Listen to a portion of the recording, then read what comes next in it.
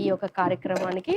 ఈ ప్రోగ్రామ్కి మాత్రమే లాస్ట్ క్వశ్చన్ ఏంటంటే, ఇప్పుడు వాళ్ళు ఆర్టీఎఫ్ వాళ్ళు కొన్ని స్టేట్మెంట్స్ రంజిత్ ఓఫిరాయ్ గారి గురించి ఇచ్చారండి. ఈజ్ ఏ ఫాల్స్ ప్రాఫిట్, అంటే అగాధ స్థలముల గురించి ఇప్పుడు చెప్పినందుకు, ఇంకా కొన్ని కొన్ని విషయాలు చెప్పినందుకు ఫాల్స్ ప్రాఫిట్ అని చెప్పారు. ఇంకా వేరే కొన్ని మాటలు కూడా అన్నారు. మరి ఇన్ని మాటలు ఓఫిర్ గారి గురించి అన్న తర్వాత కూడా ఇంకా వాళ్ళతో మీరు చర్చ చేసే అవకాశం ఉందా, అంటే డిబేట్ చేసే అవకాశం ఉందా? జేమ్స్ గారు మీరు చెప్పండి. Thank you. ఈ ప్రశ్నలో ఆర్టీఎఫ్తో చర్చ చేసే అవకాశం ఉందా అనేది ప్రశ్న. ఆర్టీఎఫ్ను మినహాయిస్తే చర్చలు భవిష్యత్తులో చాలా చేస్తాం. సత్యస్థాపనకు అసత్యాన్ని పెకిలించడానికి ఎల్లప్పుడూ ఓఫిర్ మినిస్ట్రీ సిద్ధం. ఆర్టీఎఫ్తో చేయాలా వద్దా అనేది నేను ఇంతకుముందే చెప్పాను. వీళ్లకు ఉన్నటువంటి సమస్య ఒకటి ఉంది. వాస్తవంగా వాళ్ళను మనం హేళన చేయాల్సిన అవసరం లేదు, హీనపరచాల్సిన అవసరం లేదు. వీళ్ళకు ఫండమెంటల్స్ దగ్గరనే ప్రాబ్లం ఉంది. ఉదాహరణకు కాంటెక్స్ట్ ఏం చెప్తుంది? ఎడ్వర్డ్ విలియమ్సన్ అడిగాడు, కాంటెక్స్ట్ ప్రకారం అక్కడ ఏంటి, జతపక్షుల గురించి కాంటెక్స్ట్ ఏంటి అన్నాడు. ఓఫ్రి గారు హోషేయ గ్రంథము 11వ అధ్యాయం 1వ వచనం నుండి ఒక మాట చెప్పాడు. ఆ వచనం ఎవరి గురించి చెప్పబడిందంటే ఇశ్రాయేల్ గురించి. కానీ అది ఎవరికి అప్లై చేశాడు? ఏసేకి అప్లై చేశారు. ఐగుప్తులోండి నా సేవకుని పిలిచానని. ఇప్పుడు నేను మన చర్చలు గొడవలు తర్వాత ఒక ప్రశ్న నేను వేస్తున్నాను ఆర్టీఎఫ్ కానీ చూసే వాళ్ళకందరు. ఆ కింది వచనాన్ని ఏసయ్యకు మీరు అప్లై చేస్తారా? ఎందుకంటే మీరు ప్రతిసారి ఆ యొక్క కాంటెక్స్ట్ అంటున్నారు కాబట్టి. నేను చెయ్యను, నేను చెయ్యలేను, చెయ్యజాలను, మీరు చేస్తారా? ఒక కాంటెక్స్ట్ అంటున్నారు కదా. దీన్ని బట్టి మనం అర్థం చేసుకోవాలి. మీరు నేర్చుకోమని అంటున్నాను. మేము సర్వజ్ఞానులమని కాదు, కొంత అర్థమైంది. ఇక్కడ ఒక మాట చెప్తాను నేను. ఓఫిర్ గారు కొన్ని వేల మైళ్ళ ముందు ఆలోచిస్తారు. ఉదాహరణకు ఒక చిన్న సింపుల్ ఎగ్జాంపుల్ ఇస్తాను. పరలోకం వెళ్ళిన తర్వాత ఎలా ఉంటుంది అనే దానికి ఆయన ఏమన్నాడంటే, పరలోకం వెళ్ళినాక అక్కడ మామిడి పండ్లు అట్టి పండ్లు ఉన్నాయి తింటే, ఇప్పుడు మనకి భూమి మీద ఏమవుతుంది, కొంత మన శరీరానికి తీసుకొని వేస్టేజ్ కొంత వెళ్ళిపోతుంది. పరలోకంలో అలా వేస్టేజ్ పోవడానికి అవకాశం లేదు. ఒకవేళ ఉంటే అక్కడ మామిడి పండు పూర్తిగా మనకు బాడీ అబ్జర్వ్ చేసుకుంటుంది, అట్లాంటి పనులు ఉంటాయి అన్నాడు. అంటే ఆయన యొక్క థింకింగ్ లెవెల్, ఇంతకుముందు అంతరిక్షం అన్నాడు, అది పెద్ద అతిశయోక్తి కాదు, రియల్గానే చెప్తున్నా. ఆయన అంత దూరం ఆలోచిస్తాడు. ఆదికాండం 1వ అధ్యాయం 1వ వచనం నుండి ప్రకటన గ్రంథం చివరి అధ్యాయం చివరి వచనం వరకు పూర్తి వచనాలను ఆయన పరిగణలోకి తీసుకుని చెప్తాడు. మనకు వచ్చిన ప్రాబ్లం, మనకు అంటే ఇన్ ద సెన్స్ ఆర్టీఎఫ్ కావచ్చు, నేను ఒకప్పుడు ఈలో ఉన్నాను కాబట్టి వాళ్ళకు ఉన్నటువంటి సమస్య ఏంటంటే, కొన్ని వచనాలను తీసుకున్నాం. ఒకటే అభ్యంతరం చెప్తాను, మీరు ఓపెన్ చేయగానే వాళ్ళకు అభ్యంతరం కలుగుతారు. ఆ క్లెయిమ్ దగ్గర వస్తుంది అభ్యంతరం. నాకు అట్లా కలిగింది. ఏంటో తెలుసా? ఫస్ట్ నేను ఓఫ్రి గారి గ్రంథము యాకోబు దేవుడు చూశాను. వాస్తవంగా దేవుడు యాకోబు ఎందుకు ప్రేమించాడు అని నేను ఈయులో 100 మంది అడిగాను. నాకు కనపడ్డ ప్రతి వ్యక్తిని అడిగా, ఎందుకు ప్రేమించాడయ్యా? ప్రేమిస్తే నాకేం ప్రాబ్లం లేదు, అవతల నుండి ఎందుకు ద్వేషించాడు అని. అందరూ సమాధానం చెప్పారు. నేను సాటిస్ఫై కాలేదు. నేను వాళ్ళని ఫోర్స్ చేయలే, అంటే వాళ్ళకి తెలిసింది చెప్పారు, కానీ నేను సాటిస్ఫై కాలేదనుకున్నాను. ఒకరోజు చూడగానే యాకోబు దేవుడు అని కనిపించింది. నేను నాకు యాకోబు మీద ఇన్ని ప్రశ్నలు ఉన్నాయి, ఒకటే చెప్పాను, చాలా ఉన్నాయి. నాకు ఇన్ని ప్రశ్నలు ఉంటే ఈయనవరా యాకోబు దేవుడు రాశాడని చూస్తే, చెప్పాను కదా గంటల ప్రకాష్ చెప్పిండు అన్న అబద్ధ ప్రవక్త అని. ఇక ప్రవక్త రంజిత్ ఓఫిర్ గారు రాశారు. నేను అప్పుడున్న స్టాండ్ ఏంటంటే ప్రవక్తలు లేరు అని వాళ్ళు చెప్పారు. ఎందుకు అడిగామన్నమాట, ఈయులో ఉన్నప్పుడు అన్ని ప్రశ్నలు వేసినప్పుడు, అన్న మరి ప్రవక్తలు లేరు తమ్ముడు, ప్రవక్తలు ఏసయ్య లాస్ట్ ప్రాఫిట్ అంటే. నేను మహమ్మద్ గురించి అడిగినప్పుడు వాళ్ళ చిన్న సమాధానం, ఏసయ్యనే లాస్ట్ ప్రాఫిట్, ఇంకా ఆ తర్వాత ప్రవక్త లేరు, అందుకోసం మహమ్మద్ని ప్రవక్తగా యాక్సెప్ట్ చేయాల్సిన అవసరం లేదని వాళ్ళు చెప్పారు. అది ఎందుకు కొంత యాక్సెప్టబుల్ అనిపించింది.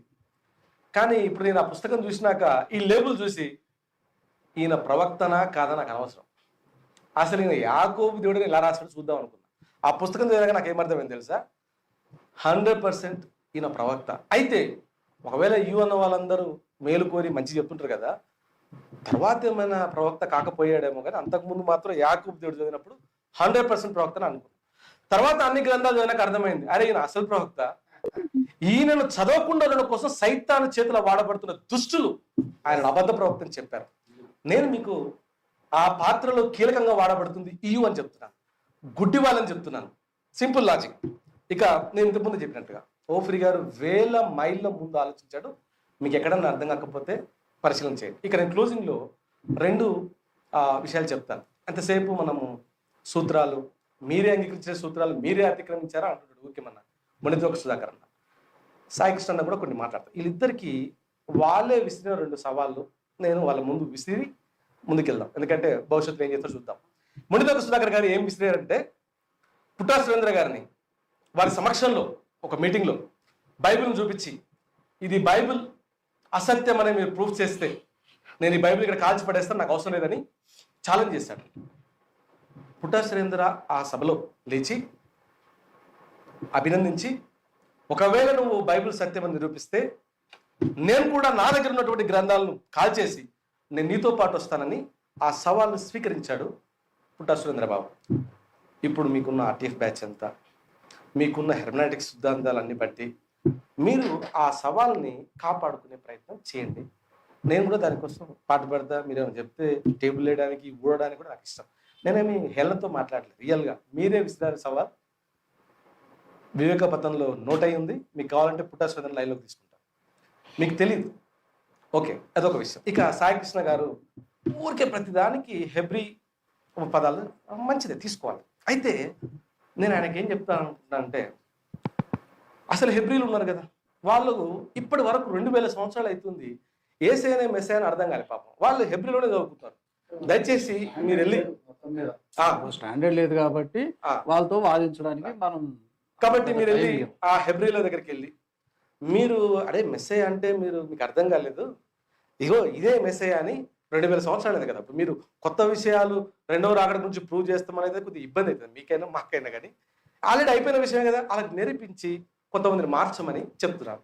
సో నేను కంక్లూజన్లో చెప్పే విషయం ఏంటంటే, మీతో చర్చ చేయడం కష్టము అంటే ఆట ఆడడానికి కయ్యానికైనా బియ్యానికైనా కొంత సమాన ఉద్యోగం. పైగా మీరు ఆల్ఫాబెట్స్ దగ్గర ఉన్నారు. ప్రతిసారి కాంటెక్స్ట్ ఏంటి కాంటెక్స్ట్ అంటారు. దీనికి ఒక చిన్న ఉదాహరణ చెప్తాను. ఒక లెక్క మ్యాథమెటికల్లో ఒక ప్రాబ్లం మన ముందు అనుకోండి.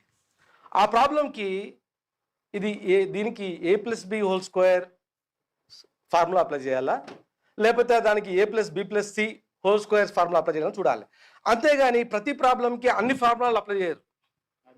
మిమ్మల్ని చూస్తే నాకు అర్థమైంది ఏంటంటే ప్రతిసారి కాంటెక్స్ట్ అంటున్నారు. పోనీ కాంటెక్స్ట్కైనా తీసుకుంటారా అంటే ఏసై గ్రంథంలో తీసుకోలేరు, చచ్చిపోతారు, దైవదూషణ అవుతుంది, నరకానికి వెళ్తారు. కాంటెక్స్ట్ తీసుకోలేరు. అప్పుడు మీకు అర్థమన్నా కావాలి. ప్రతి సూత్రానికి ఏ వాక్యమైనా మనం వివరించేటప్పుడు ఈ హెర్మనాటిక్స్లో ఏ సూత్రాన్ని మనం అప్లై చేయాలని చూడాలి తప్ప ప్రతి వచనానికి అన్ని సూత్రాలు అప్లై చేయరు అని ఒక మ్యాథమెటికల్ ఈక్వేషన్ని ఒక ఎగ్జాంపుల్గా వాడాను. ఇప్పుడు మీరు చాలా పెద్దవాళ్ళు వయసులో మాత్రమే, ఇక్కడ కాదు. అయినా మిమ్మల్ని నేను గౌరవిస్తున్నాను. ఎందుకు తెలుసా? యేసయ్య రక్తంలో మీరు కడగబడ్డారని మీరు క్లెయిమ్ చేశారు కాబట్టి నేను నమ్ముతున్నాను. కాబట్టి యు ఆర్ మై బేవకు brothers. I respect and request, please learn the Bible from alphabets with ఓఫ్రి pastor, then you will be blessed. Otherwise you may leave it. నీకు నేర్చుకోవడం ఇష్టం లేకపోతే పర్లేదులే. కానీ ఒకటి చెప్తున్నాను, ఛాలెంజ్ చేసి చెప్తున్నా. నాకేమి ఇక్కడ వాళ్ళందరూ ఓఫ్రి గారిని భజన చేస్తారా అని అన్నదానికి ఆ క్లోజింగ్తో నేను చెప్తున్నాను.